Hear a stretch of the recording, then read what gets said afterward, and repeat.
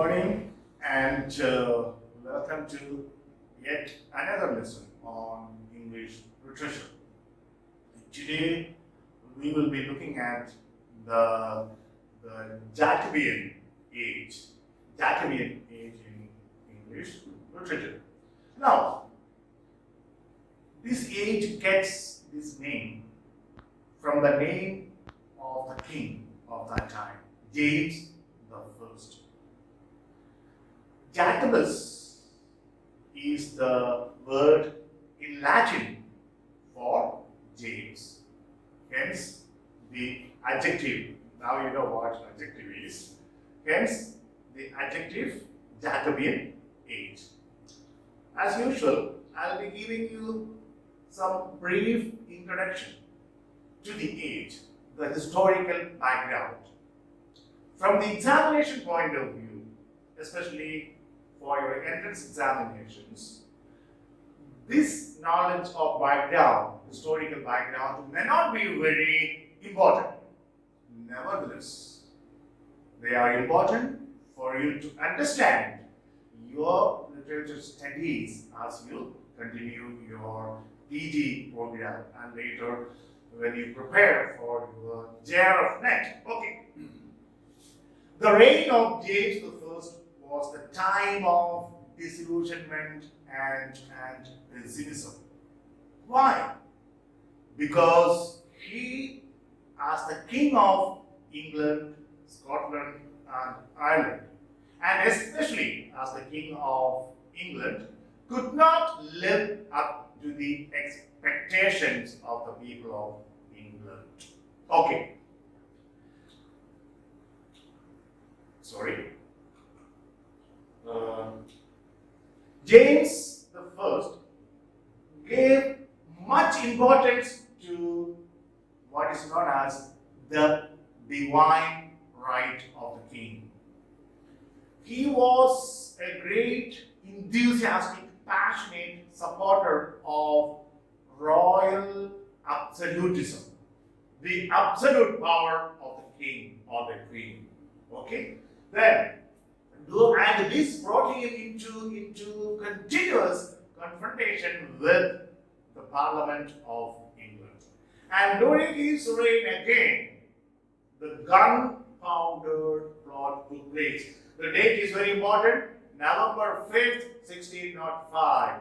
This was a plot made by the Catholics, one of the sects of Christianity.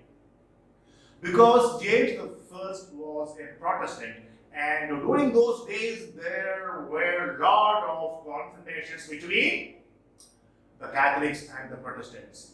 And the Catholics wanted to kill James I, to block off the Parliament along with so many Protestant supporters. But this plot was discovered, and the leader, Guy Fawkes, a Catholic, was caught and executed, along with many other supporters. Okay. Then this was the period when the Puritans began to have a lot of control over English society. Okay. The Puritans influenced the middle class of English society during the reign of James I. And from the examination point of view, one important question here. The era's monumental prose achievement was King James' version of the Bible, not the date, 1611. Okay. Now, this is known as the first classic in English prose. It was named King James version because it was King James who sponsored the translation of the Bible from Greek or Latin into English. Okay. Jacobean plays were not centered on love, as you find many of Elizabethan plays were. Okay. They were very dark satires because there was a lot of pessimism, there was a lot of corruption in society, and all these were reflected in plays of the period. That's why they were not engaging themselves with the greater themes of love and things associated with the love, as we find in the plays of Shakespeare or in the plays of many of the Elizabethan playwrights. Okay, these plays were very violent, very cynical, very pessimistic. Okay, now hence the literature of the period became growingly more serious, more gloomy, more somber, and engaged with their fight against corruption in society. Okay. Uh, there are many other pieces of information which you can just read and take the notes now.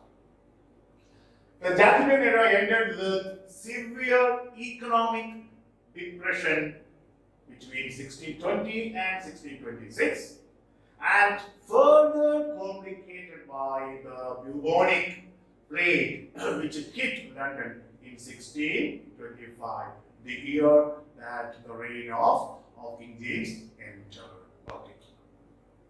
Now, though Shakespeare lived and wrote most of his plays during the reign of Queen Elizabeth, we have already seen that. You know, Shakespeare died only in 1616. He was born in 1564.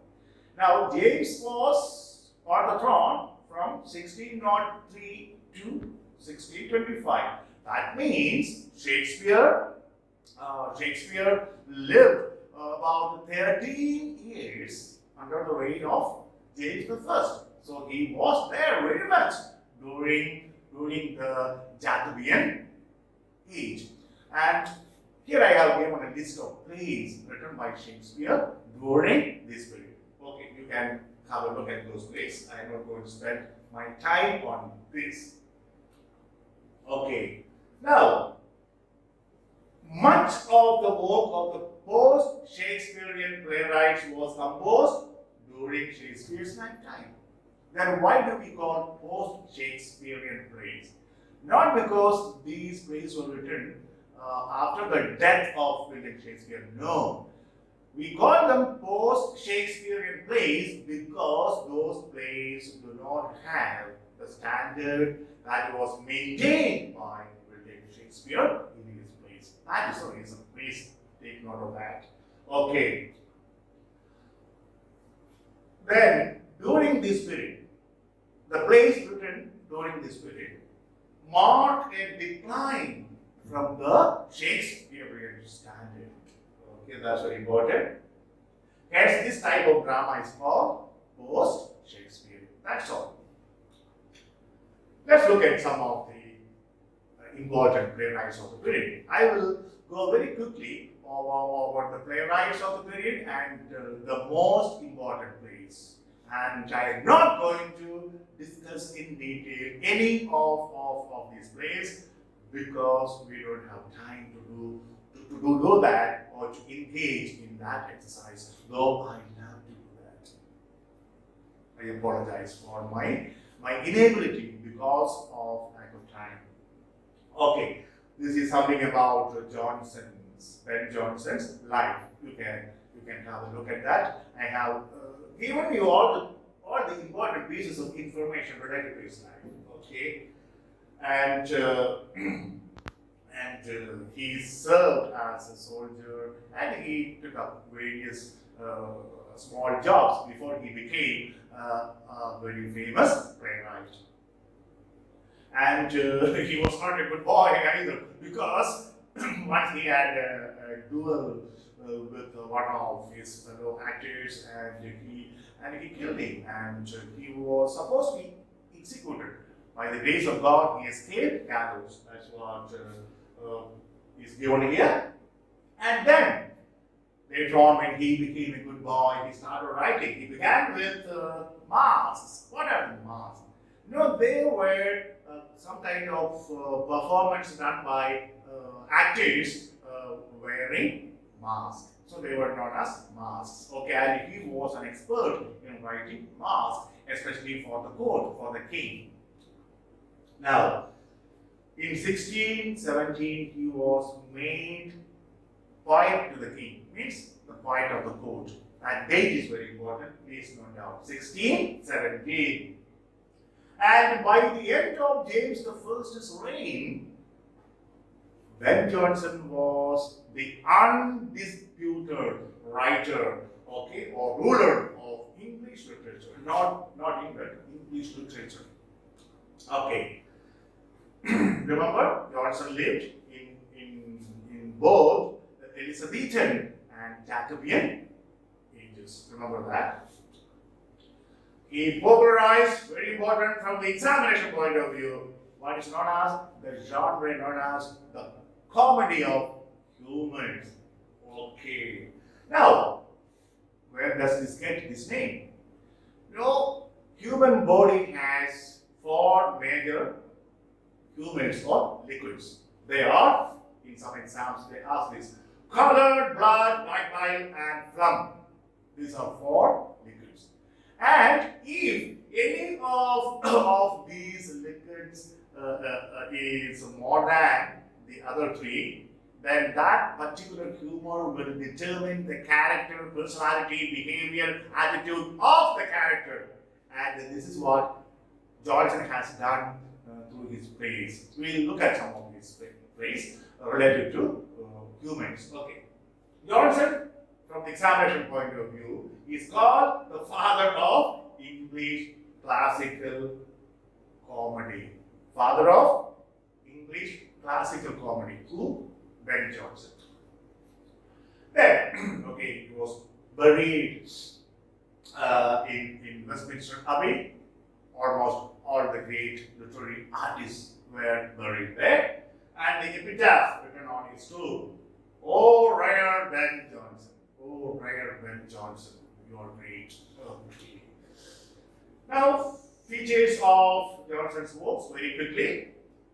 He wrote tragedies, comedies, and lyrics, and especially masks also. Okay. He was the first great English neoclassic, means following the footsteps or following the style of many ancient Greek and Roman writers. Especially, you know, the Roman writers like Horace, Ovid, etc. Remember that. Now, in his comedies, he aimed at returning to the controlled, satirical, realistic comedy of the neoclassical dramatists. That's why he's called neoclassic. Okay, very fast. The rest you can read. To him, very important, the chief function of literature is to instruct, to teach. Okay? His main concern was the drawing of character, to display the traits of the characters that he has created, to show a character both within and without, to lay bare the inner motives, the inner deep recesses of the character's heart or mind. So he was a studier of character. Okay. Now, his characters are important because they introduce what is known as the comedy of humors, which portrays the individual as dominated by one marked characteristic. That is, one predominant humor. If all the humors, four liquids are balanced, then the character will have a balanced personality. If any one of them is more than the rest, then that particular humor liquid would dominate the personality, the behavior of the character. That is comedy of humors. Have you understood? You did. Okay. Now, let's look at the major works of Johnson very quickly. Every man in his humor. This is considered his greatest work. Okay. Here, the two important characters, Edward Novel and Bridget. Novel wants to marry his lady love, Bridget, much against the wishes of his well-intentioned father. That is the story. If you are interested, you can read at least the summary you must read. But the two important characters, at least their names you must remember. Every man out of his humor. That is a sequel to the first one. Okay. Johnson wrote, this is important, every man out of his humor as a contribution to the so-called War of the Theatres, or known as Poetomachia. Poetomachia means the War of the Theatres. 3 playwrights were involved in this war. Mostly because of jealousy and rivalry. Let us see. This War of the Theatres continued for about 2 years, from 1599 to 1601. A conflict involving 3 playwrights: Ben Jonson, John Marston, and Thomas Dekker. Remember the names. The playwrights involved in Poetomachia, the War of the Theatres, from 1599 to 1601. Very important from the examination point of view. Now, Cynthia's Rebels. It's a satirical comedy, again attacking his rivals, John Marston and Thomas Dekker, in this play. Because the War of the Theatres was continuing during this period, and it was written in 1600. Okay. The poetaster, again, like Cynthia's Rebels, is the product of this War of the Theatres. Again, attacking other playwrights, John Marston and Thomas Dekker. If you want to know the summary of this plays, please do some work on your own. Then you may ask, sir, then why are you here? What is telling us to read and find a summary? We don't have time, my dear. I need 3 years if I want to, maybe more than 3 years, if I want to discuss each of these plays and novels and poems that we will be looking at in the succeeding or following classes. So please, my aim is to make you pass your entrance examination, your JRF and NET, and your responsibility is to achieve as much knowledge as possible about these important works. I have well structured these works, systematic and scientific. Now your duty is at least to read the summary of these most important plays that I will be telling you. Okay? Now, Volpone. So very, very, very important play of Ben Jonson. Please. Now, it means the fox. At least remember that. It means a cunning man. The theme of greed. This is the theme of this play. Volpone. And one important character you must remember from the examination point of view is Mosca. Means fly. Very cunning fellow. Okay. Epicene. Another play, meaning the silent woman. It is a play written entirely in prose, underlined. Okay. It is about a man named Dauphin who creates what? A scheme to get his inheritance from his uncle Morose. See the name? We suggested Morose. Now, what is the scheme? He tries to disguise himself, okay, as a girl, Epicene, and tries to marry what?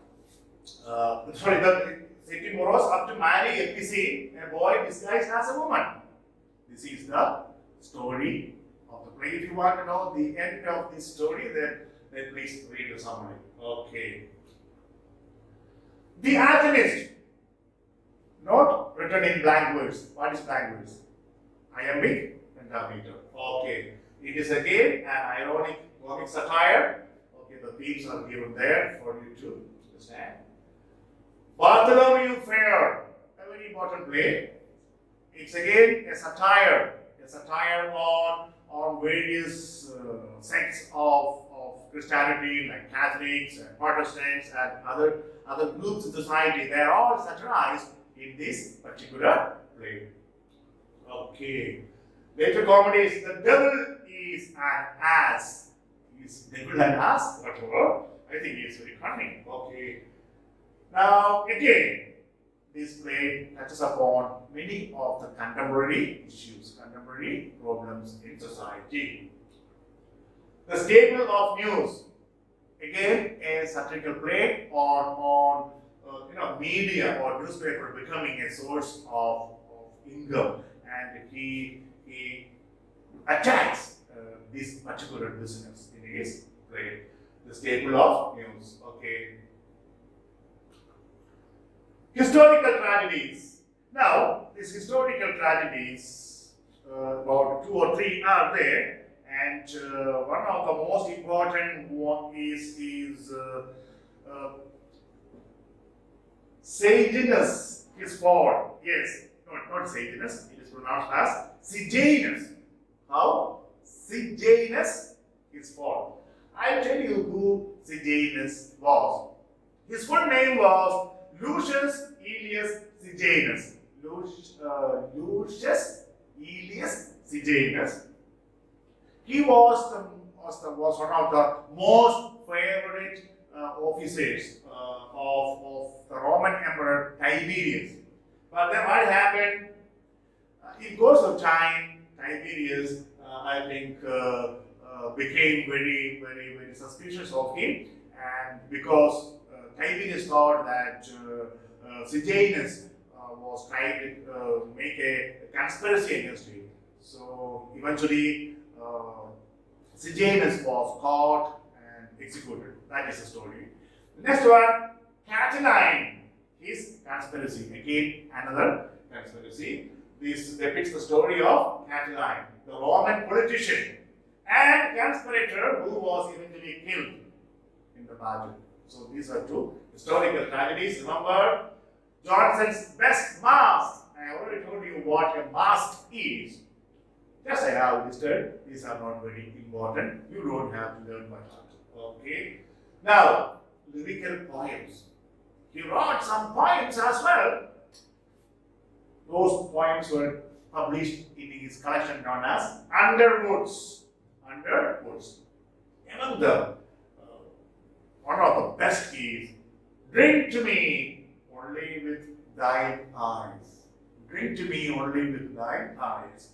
Song to Celia. He wrote this to some beautiful, elegant girl, I think. You believe too. Now, this is the most well-known lyric of Johnson, I'm sure. Now you are intrigued. Most of you will try to find out this poem and read. Okay, I'm sure. Next, on my first son. Old English spelling here. Sorry, no, son. This is pronounced on my first son. It's a very moving elegy. Written on the occasion of the death of his 7-year-old son Benjamin. Remember the name of the elegy and who is mourned in this elegy. His 7-year-old prematurely dead child. Okay. Now, Francis Beaumont and John Fletcher, because they wrote a lot of plays together. So I have clubbed them together here too. Now, they jointly wrote about 52 plays. We are not going to look at all of those, but a few. A King and No King.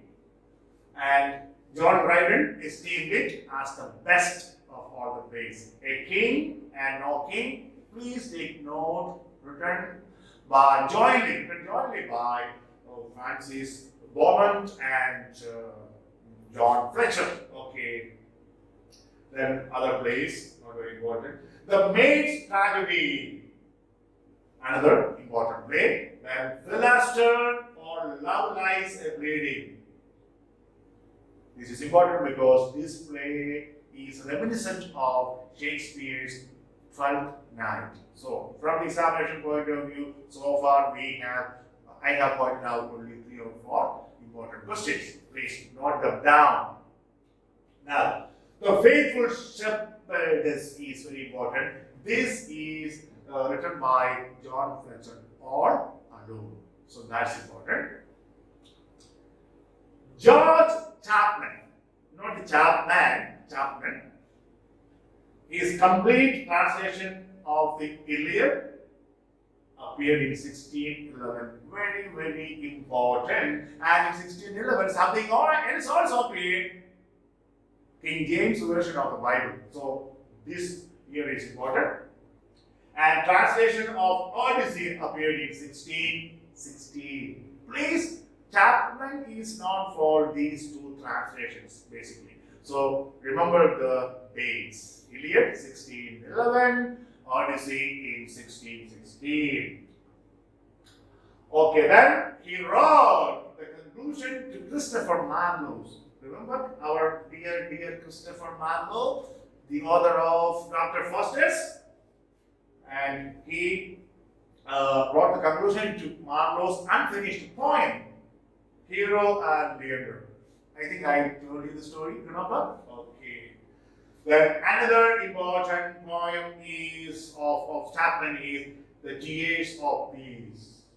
Okay.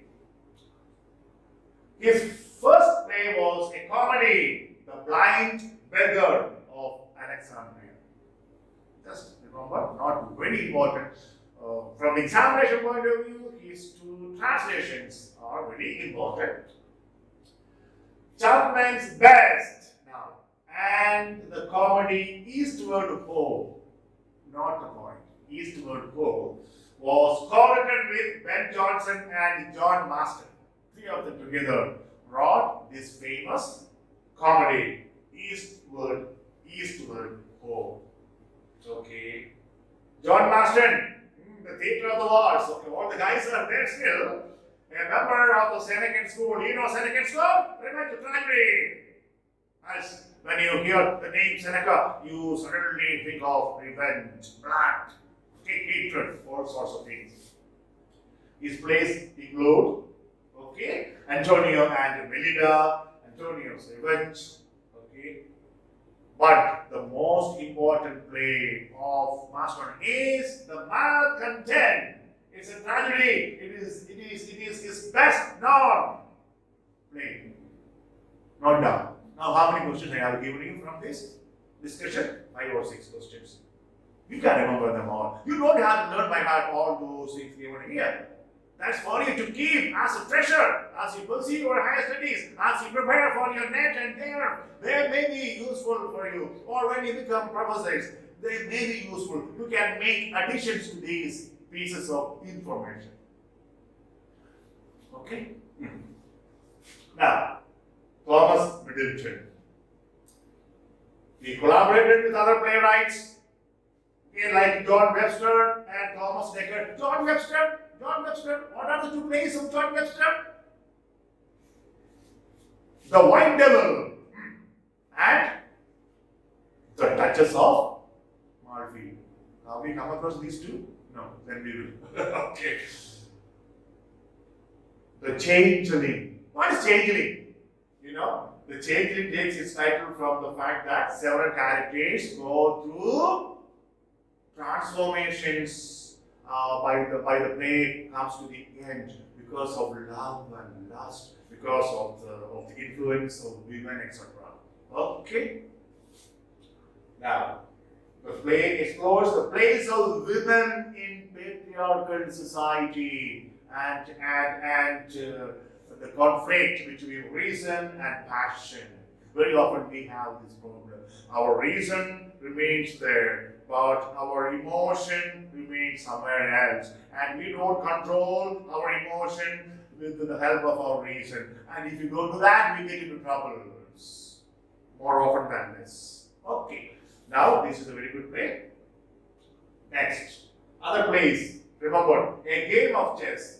Women, Beware Women. These 2 plays you must remember. So 3 plays already I have given you. Okay. We go ahead. A chaste maid in Cheapside. That's also important. So 3 plus 1 for place. Okay. Okay. Anything there? No. Thomas Becker. He was also a party to the War of the Theatres. Okay. Now, he is called Dickens of the Elizabethan stage. Underline. Who is called Dickens of the Elizabethan age? Thomas Becker. You know why he is called that way. When we discuss Charles Dickens, you'll understand. Okay. The best of his plays are, the first one is very important, The Shoemaker's Holiday. Are you curious? Go, read the summary. Then, The Witch of Edmonton, written in collaboration with John Ford and William Rowley. The Witch of Edmonton, please take note, that is quite important. Thomas Haywood.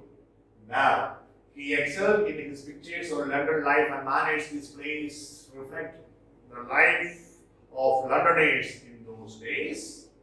And Charles Lamb called him, you have been waiting for another question, a sort of prose Shakespeare. Shakespeare wrote in verse. A sort of prose Shakespeare. Now, who is that? Thomas Haywood.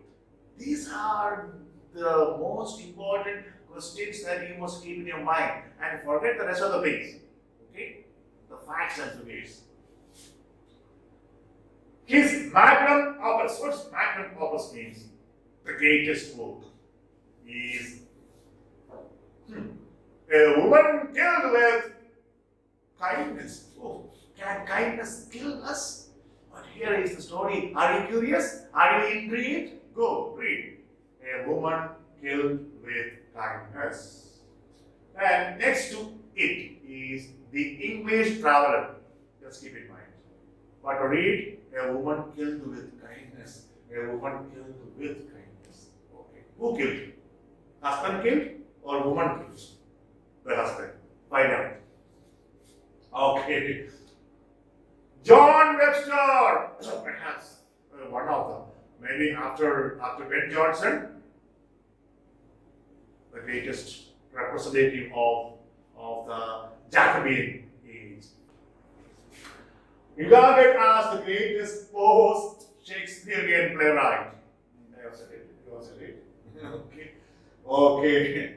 He writes in the Senecan revenge tradition.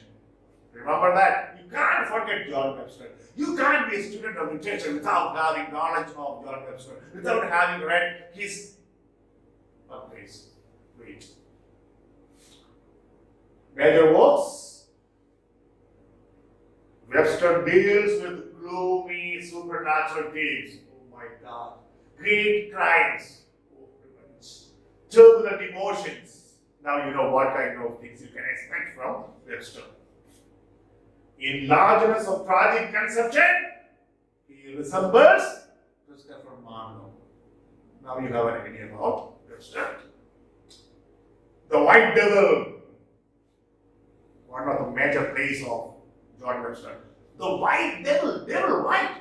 That means the theme you know, reality and appearance. In appearance, very virtuous person. But in reality, a devil, whitewashed tomb. Okay. Two important characters of the play, please remember, 2 or 3. The villain is Flaminio. I have written in red color. Flaminio. Another important character is Vittoria Corombano. Remember these 2 names. From the examination point of view, don't tell me when the questions come and then you don't get it right. Oh, sir, you didn't tell me, or you didn't tell us. I have told you. Please. Next. Wow, I love this play. Better than The White Devil. The White Devil plot is so complicated, my God. But the Duchess of Malfi is still better reading. The play displays both political, religious corruption. Yeah, these are the themes in the White Devil as well. It is the persecution of these poor duchess. She has no name in the play. Her name is the Duchess of Malfi. And her persecution and her eventual death at the hands of two of her brothers. You want to know somebody? Go read.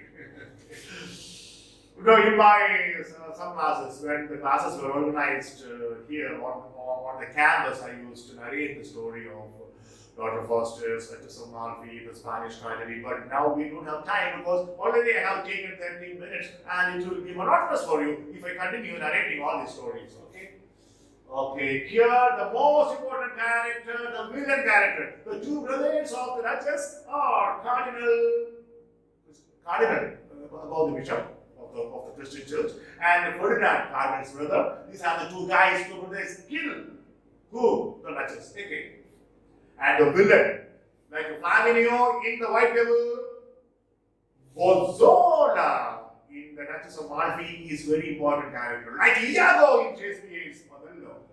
These are all villains, great villains. Like Fagin in Charles Dickens' novel, a memorable character. We will meet him when we come to Charles Dickens. Okay, till then be patient. All good things come to people who wait patiently. Okay. So, very important characters. Okay, two brothers, Cardinal Ferdinand and the Duchess' husband, Antonio. Okay, so she secretly married Antonio. That is the reason why the brothers killed her. Okay, and now Bozzola, the spy of these two brothers. Bozzola is a villain character. Cyril Turner, not very major there, right? Okay, anyway, the Revenge's tragedy, just keep in mind, the Revenge's tragedy by Cyril Turner and the Eighth tragedy. These two plays you must remember. Francis Bacon, okay, father of English essays. Father of English essays. And from the examination point of view, Bacon's essays are aphoristic, not the point. Not the point here for the exam. In style, what is aphoristic in style? It means very compact and very pithy, and which consists of a lot of maxims, lot of adages, lot of wise sayings. That's what is meant by aphoristic. Okay, remember this is associated with Francis Bacon. Okay. Major essays. He wrote around 80 or 58 essays. Forget about that. I don't know it. Let him write as many as he wants. Okay. These essays are on learning, studies, weight, glory, great things, etc. We are not going to spend much time at this stage on these essays. We will come back to him with all respect, and when we have more leisure, we will read it. Don't we? Okay. His other works include the advancement of learning. This is not the point. Advancement of learning is an important one. Okay, then. Now, here is this word is pronounced as apatham. Apatham. Apatham means a kind of jest book. Apatham. Don't worry about the spelling there. The pronunciation is apatham. Then, very, very important book, that is a philosophical romance, a kind of utopian novel named The New Atlantis. Just in the last net or JRF exam, a question was asked from this particular utopian novel. Now, let us see. In this novel, Bacon imagines an ideal society. So he finds an island and he names the island, it's imaginary, Bensalem. What is that? Bensalem. This was asked in the net exam just last year. What is the name of the imaginary island in Francis Bacon's utopian novel, The New Atlantis? If you don't know, you don't know. So, these are the small pieces of information you must remember about different writers. Okay? Means son of peace. Son of peace. Remember this. We are coming to the end. Thank God. Now, remember the various important playwrights of the period. Important playwrights, especially Ben Jonson. Then we have Webster. Okay, and I think these are the two most important playwrights. Others like John Marston, Thomas Baker, Cyril Turner. No, okay, they are. I mean, Fletcher or Beaumont. They're okay. They're important, and you just remember only the magnum opus of these writers, the greatest work of these writers. That's all. Get it out? I think I have gone out a bit fast. I have to. Even in succeeding classes, we have to go in this fashion. But these classes are structured very well, period-wise, scientifically structured. Nothing important is missed. Everything is there. You have time, write down the notes, and remember for the examination the points I have stressed or emphasized. Till we meet for another lesson on English literature. Bye.